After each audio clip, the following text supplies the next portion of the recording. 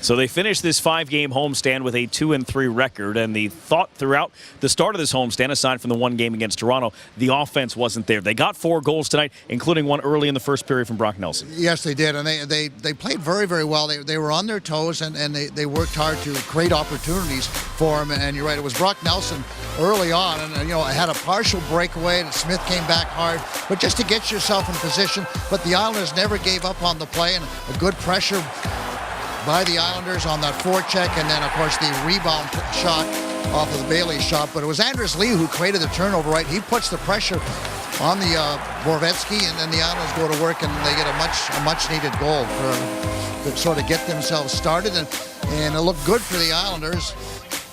Came just 8 minutes and 22 seconds into the hockey game. It was the only goal of the first period as Nelson got his 21st goal of the season, and Josh Bailey got an assist on that, his 50th point of the season. 3rd straight year Josh Bailey has hit 50 points.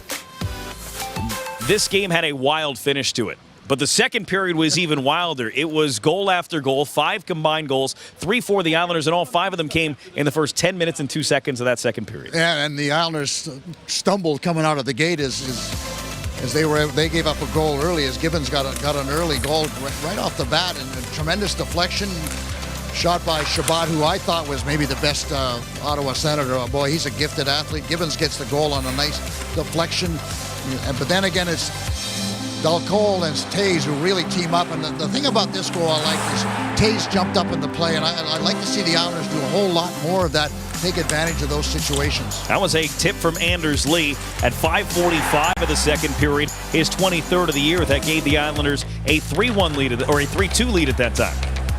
Well, there's another shot from the point. We've seen a lot of this. Lindbergh was in front of the net. Islanders get out muscled, out position really in that shot, but Senators did that all night.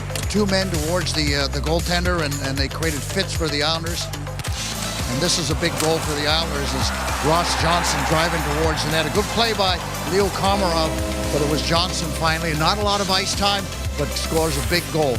Anders Lee winds up the #1 star in this game. Picking up that goal was his 250th point of his career. Now 23 goals in 66 games. He had 4 shots on goal in nearly 20 minutes of ice time, as the Islanders had to juggle a lot of different line combinations and monitor ice time of different players. They were a little bit banged up coming into this hockey game. Casey Cizikas was a game-time decision because of illness.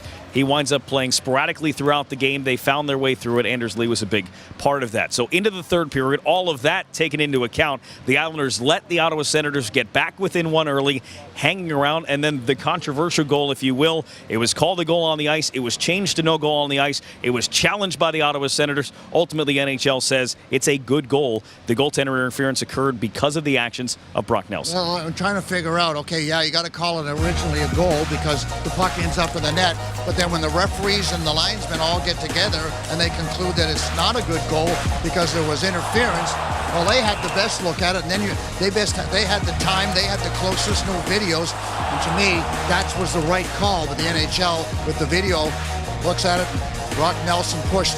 Yes, he pushed him after there was already contact made, and Tkachuk tries to sell it. I guess he did a good job, but from the original call, I thought the referees got it right. That tied the score at 4, and because the Islanders came back and won this hockey game, it doesn't matter. But what does matter is that the goaltender, Robin Lehner, who got them to this point, went to the dressing room, didn't finish the hockey game. Now the concern is his health. Yeah, absolutely. Tkachuk went into him pretty hard. He's a big body, and so you have to hope that Robin is maybe just mildly shook up and they're more precautionary than anything else, as it was late in the hockey game, so the Islanders decided that Thomas Greiss could handle it, came in relief. He's a lefty, by the way. And he came up big for the Islanders. He made a couple of nice saves and was his usual self in the shoe. Very, very good goaltender in shootouts. That leads us into our crease coverage tonight, brought to you by Liberty Mutual Insurance. Islanders had to use both goaltenders for the second straight game. Robin Lehner made 20 saves and was injured on the 4th goal for the Ottawa Senators. Thomas Greiss came in, made 2 saves in regulation, 1 big save in overtime, and both saves required of him in the shootout. Yeah, he was good. I mean, I'm not a goaltender, and nor did I ever want to be a goaltender, Brendan, but I thought the thing that was really interesting was he to be able to be as relaxed and into the game as much as possible. Big save on Shabbat in the 3-on-3, and boy, oh boy, did the Islanders need Eberle and Barzal to step up and find ways to score in that shootout. And they both went to the exact same side, same place. So the scouting report must have been on these shootout attempts. Go to the low glove, and then Thomas Greiss makes the miss, I guess, more than anything else. So a messy win for the Islanders, but as we're going to say, 2 points is 2 points.